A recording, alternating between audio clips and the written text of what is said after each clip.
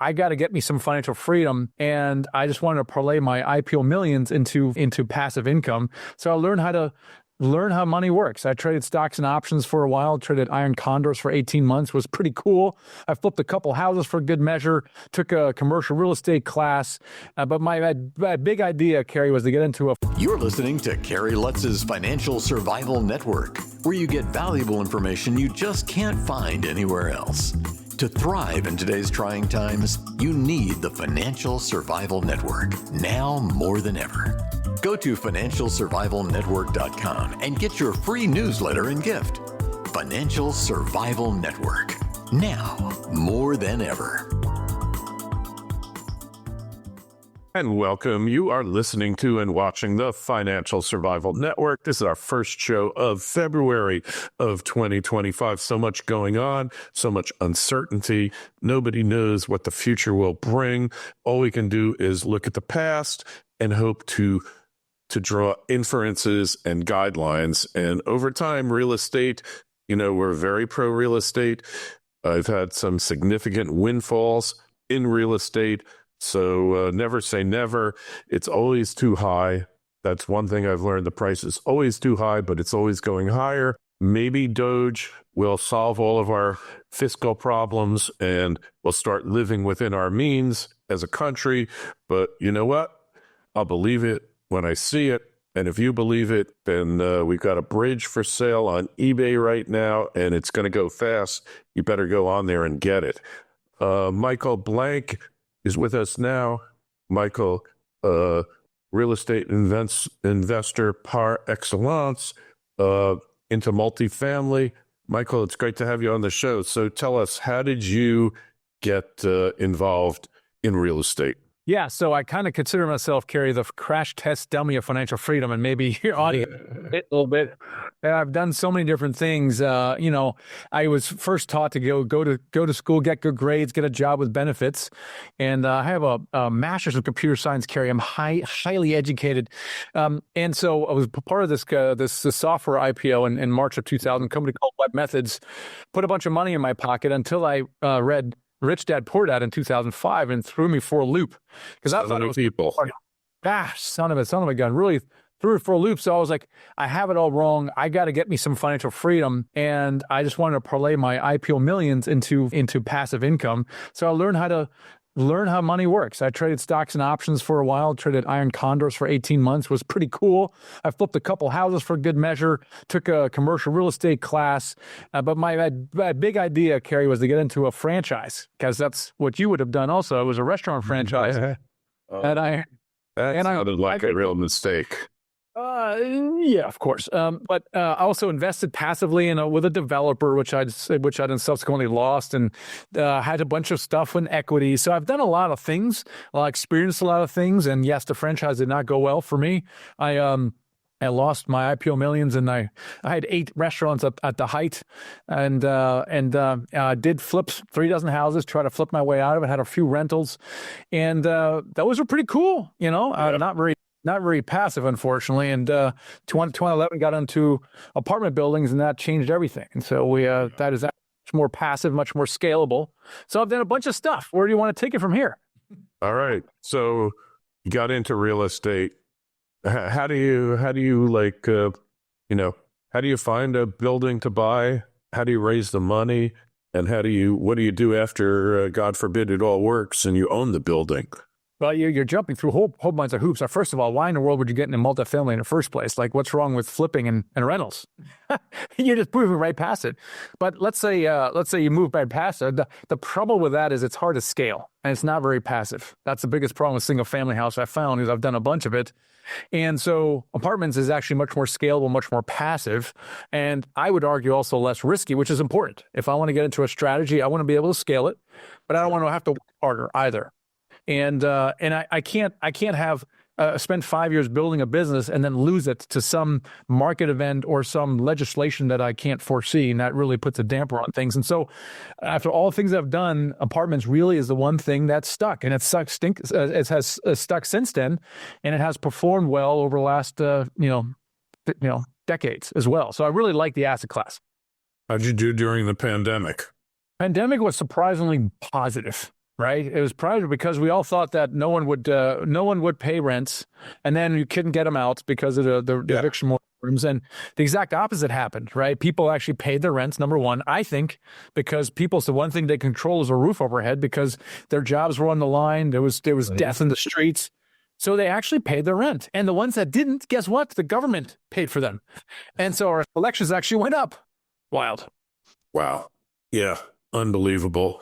What markets do you like, Michael?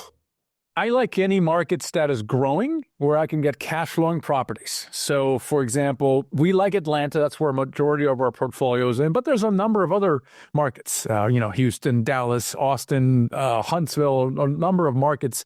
It won't be either coast. It won't be Boston. It won't be New York. It won't be San Francisco, LA. While they may be growing again, it's tough to get cash flowing properties there. Understood. And what about the laws of the jurisdiction? Getting rid of non-paying tenants, like in New York, you might as well marry your tenant because you're stuck with them for life. And then if you want to get rid of them, it's going to cost you a ton of money. So it's just like a marriage. Yeah. My first deal was in Washington, D.C., again, because I didn't have someone advising me at the time, and that was a nightmare. Nightmare very much so. Very difficult to evict people, very easy for tenants to sue the landlord for no reason whatsoever, impossible to get out, and then actually really hard to sell. They actually have weird TOPA laws, and so it is important to find the right jurisdiction you're in, and that disqualifies great, state of New York or California or places like that. It just makes it more difficult to do business. So what's your favorite market overall in terms of value and in terms of landlord-friendly jurisdiction? There's so many. I mean, I just mentioned a number of them. We happen to be Atlanta, but again, you can be in Dallas, you can be in Austin, you can be in Houston and Huntsville, Birmingham, Chattanooga. These are all, in the Southeast are all relatively landlord-friendly, growing, and cash flow positive real estate. It sounds like you have reluctance or issues with Florida. Yeah, because a little bit of an unknown, as you know, with the hurricanes and the insurance. And it's becoming increasingly difficult to get insurance, which is a problem. And I mean, if I could say insurance goes up 20% a year, I can put that in my underwriting. That's not a problem, but it's a bit uncertain. So I'm a little cautious about Florida. Yeah, well, they've made some changes, but then you got the engineering thing and the reserve funds. Well, I guess for apartment buildings, none of that counts, but it does count because you still have to make provisions for repairs and maintenance, right? That's right. Yeah, absolutely. And it's again a bit uncertainty kind of raises the risk, so we're a bit cautious on Florida right now. In general, I do like it. It's a growing market, obviously. Cash flowing properties, great place to live. A pro owner, it's also great. Except that one thing, they put the damper on things a little bit. Yeah, it looks really great, that oceanfront apartment, but go to Fort Myers Beach if you think it's so great. Years later, 2-3 years later, they're still cleaning up and they're still demolishing and still waiting for money, waiting for insurance companies to pay, waiting for FEMA to do its thing. It's nuts. So I got your point there better. But look at North Carolina. Nobody thought that was in a hurricane zone. Yeah, they got hurricanes in the Outer Banks, but never one going up the middle of the state, flooding everything in sight. That's a good point. I mean, stuff happens, right? Stuff happens. The difference, though, is you can actually file a claim and get money from it, right? The problem in Florida is that is in question. We don't know a thing with California. We don't know what's going to happen there. Yeah, well, California is easier because nobody will write insurance there because the place will burn down or there'll be quakes or whatever. So if you were starting out now, knowing what you know, what would you do? I would get right into apartments. I wasted so much time with restaurants, so much time with single-family house investing. The only reason that people don't get in apartments, they think that it's hard. They think it's advanced. They think that they need millions in the bank, and none of those things are true. So how do you buy like a 50-unit complex? You got to change your mindset a little bit. So normally people ask, how do I do certain things? How do I raise money? How do I underwrite deals? How do I do that? There's a great book by Dan Sullivan called Who Not How. And it kind of articulates the shift in mindset when you're trying to scale anything, but real estate in particular, start asking who questions. If you start asking who questions, instead of saying, how do I raise money? You ask questions, who can get me money? If you're saying, how do I get experience? Instead, you ask, who can get me experience? And that changes everything. It changes the entire dynamic because I can actually get into the business without my own track record. And the only reason is because I borrow the track record from others around me. Imagine that I recruited a property manager and a lender and an SEC attorney and some advisor, and now I have all these seasoned people around me. I all of a sudden have their track record. And it's just a shift in mindset that took me years to figure out that it didn't really need in single family house investing. Interesting. So where do you find these who's? Well, I mean, they're relatively easy to find. I think the biggest thing, same thing with raising capital, right? Raising capital, there's people. Yes, can you learn? The thing is, you can actually learn to raise capital. Within 30 days, you know how to raise capital. In 60 days, you're actually relatively proficient. Within 30 days, you can recruit a team. And in 60 days, you have your team built and you sound like you've been doing it for a decade. So it requires a little bit of education, knowing how to do certain things, which are easily learned. And then it does require a bit of mentorship, and things I did not do. Because I'm super smart and I just try to figure everything out on my own. But why? Now, back in 2011, in my defense, there wasn't a lot of support for reinvent the wheel, right? Why reinvent the wheel? Why? Why do that? Why figure everything out? It takes too long. You make too many mistakes. Why do that? Sure. You can benefit. They say a smart man learns from his own mistakes. A truly wise man learns from the mistakes of others. That's right. It's like trying to figure out what to do and how to invest my money when I can just follow what you're doing and you've already been doing for so long. Why not just learn from you versus me flailing around the markets for a decade? So where do you find the buildings to buy? Where's the best place in your opinion? Do you just go to loop.com, loopnet.com and look at their listings, or do you need to know more than that?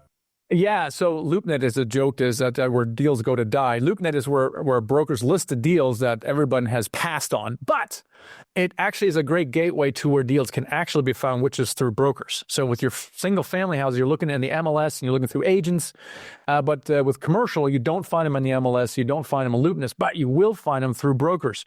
And a great way to find brokers, other than the phone book, which no one uses anymore, is LoopNet. Instead of actually saying, "Oh, look at this deal. Let me make an offer on it," you actually create a list of the type of brokers that are whatever selling or listing whatever you want to buy, and you call them, and you focus on building a relationship with them. And within 30, 60 days, you are essentially in their inner circle, and you get what's called off-market deals or semi-off-market deals no one else sees, and that's where the magic happens. Okay, and as far as financing. Do you always get seller financing or combination? How do you do it? It's very rare.